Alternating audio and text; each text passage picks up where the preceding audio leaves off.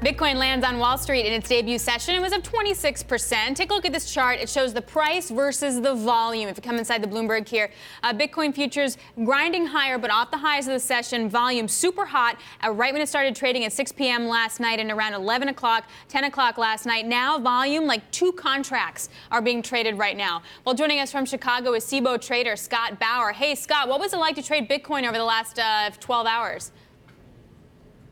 You know, it's actually been very orderly. The futures market here has been very orderly, like you just said.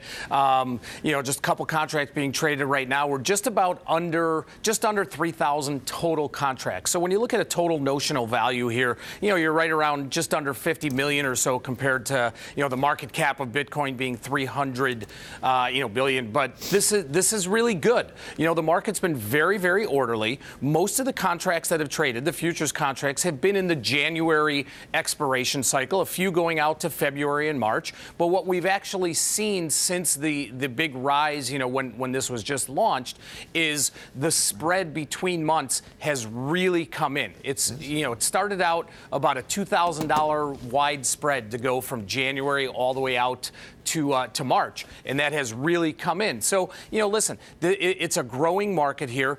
This is just in its infancy in terms of futures here, and the market is kind of getting a feel, but overall very, very orderly. Yeah, I want to take a look at, say, what kind of ARBs we might be looking at, Scott. Another chart I'm going to show you here are Bitcoin futures versus the underlying Bitcoin price. So the Bitcoin price is trading lower. A lot of traders wind up trading that. It's called the basis. You could also wind up trading that versus another exchange, etc. What's your popular trade right now?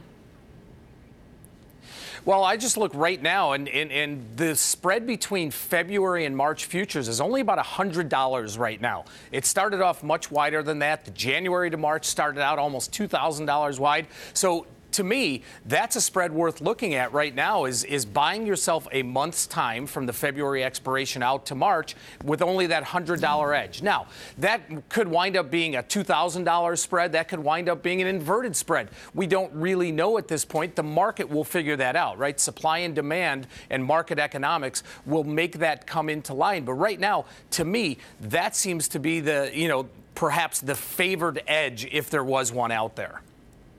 Okay, thanks to Cboe trader Scott Bauer.